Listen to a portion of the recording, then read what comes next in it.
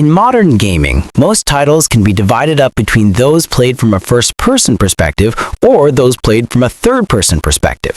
For example, Resident Evil 7 Biohazard's main campaign is played primarily from the first-person perspective of Ethan Winters, while Horizon Zero Dawn is played entirely from the third-person perspective of Aloy. However, more and more games over the years have slowly offered players the option to play in either first or third person, often featuring seamless transitions between the two points of views in gameplay.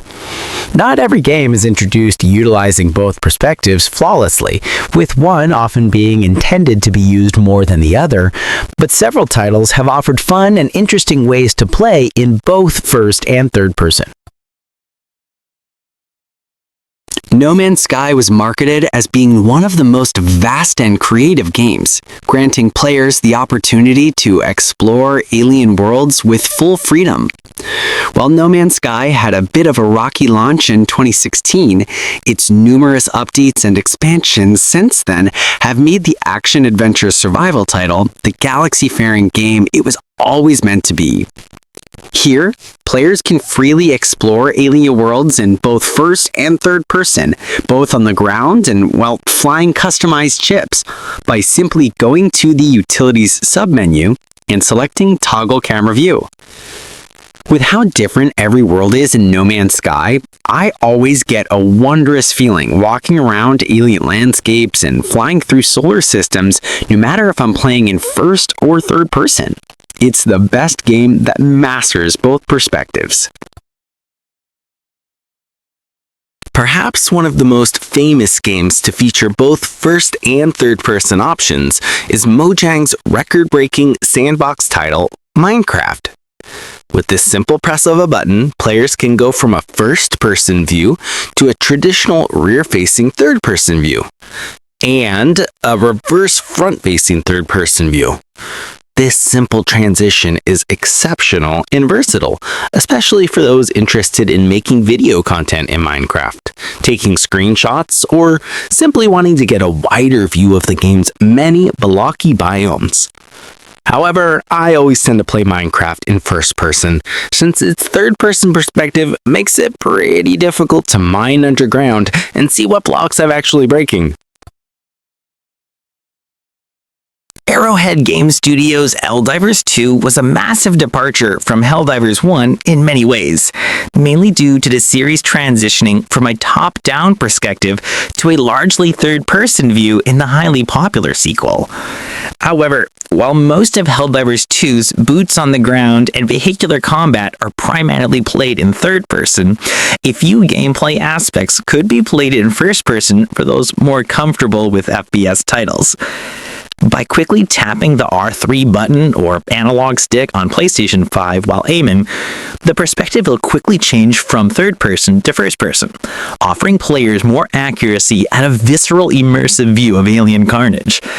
The only negative aspect of this first-person view is that it's extremely limited and never permanent, but I'd like to see Arrowhead implement a true first-person mode to Helldivers 2 one day, especially for new Xbox players more familiar with FPS games like Halo. Grand Theft Auto has always been a primarily third-person franchise, even in its early top-down view days, but Grand Theft Auto 5 was arguably the first GTA game in the series to make playing in first-person truly viable. By clicking the Switch Camera button, players can seamlessly switch between playing in first or third person in GTA 5, allowing those more familiar with FPS titles or driving in first person in racing games like Forza to easily adjust their play style to GTA. Everything in GTA 5's single-player campaign and online multiplayer can be done in first person, from melee combat to flying helicopters, offering players a more immersive experience in Los Angeles.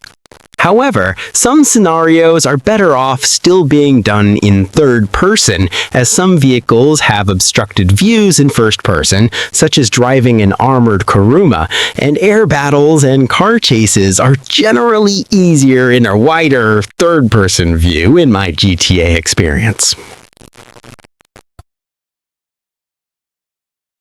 Bethesda RPG games are well known for allowing players to seamlessly switch between playing in first or third person on the fly. But one of the better Bethesda titles to play in either perspective is 2015's Fallout 4.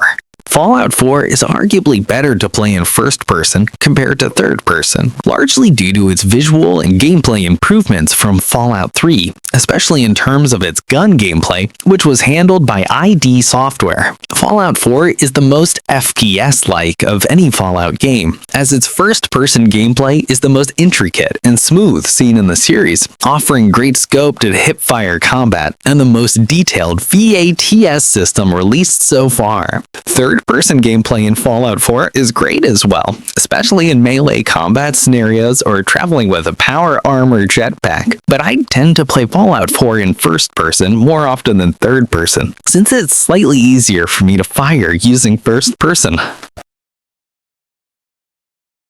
The best Bethesda game that offers both first and third-person gameplay is without a doubt The Elder Scrolls V Skyrim. Skyrim can be played in both perspectives with little difference between the two in gameplay, aside from using a bow and arrow being way easier to use in first person than third person. Magic and basically every melee weapon can be easily used in both first and third person. Plus, third person is just fun to use to actually see the player's customized Dragonborn and the armor they wear.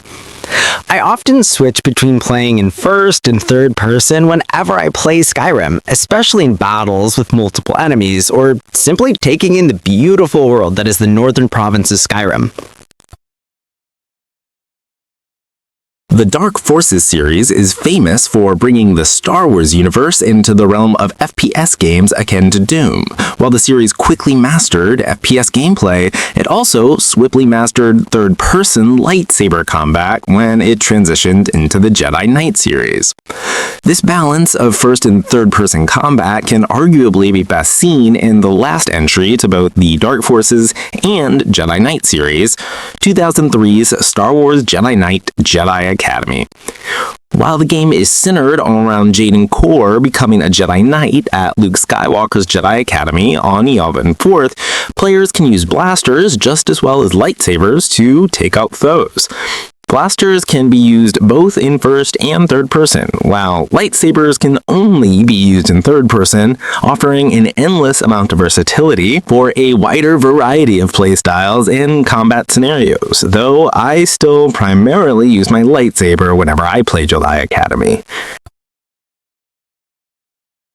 The long-running Star Wars Battlefront series of games has long offered the ability for players to switch between playing in first and third person to varying degrees, but arguably the best entry to feature both perspectives is EA's 2017 Star Wars Battlefront 2. By either going to the options menu or holding down on the D-pad, players can seamlessly switch between playing first and third person both in traditional boots-on-the-ground combat and in vehicles such as X-Wings in both campaign and multiplayer. With how graphically detailed Battlefront 2's visuals are, playing in first person is an absolute sight to behold, especially seeing all the intricate and screen-accurate details in Star Wars' many blasters and starfighter cockpits. However, not every vehicle or character can be played in first person, such as heroes, villains, and tanks, which makes sense from a gameplay perspective, but I still think it would have been awesome to play as characters like Darth Maul or General Grievous in first person. The mainline Resident Evil teams can typically be divided up into three separate categories of presentation: fixed camera angles, as seen in the original trilogy, traditional over-the-shoulder third person, as seen in Resident Evil 4, or first person, initially seen in Resident Evil 7 Biohazard. All three perspectives have their benefits and weaknesses, but Capcom strove to please fans of both first and third-person gameplay in Resident Evil Village when they debuted the 2022 Winter's expansion, which allowed players to play Village in third person instead of its base first-person view.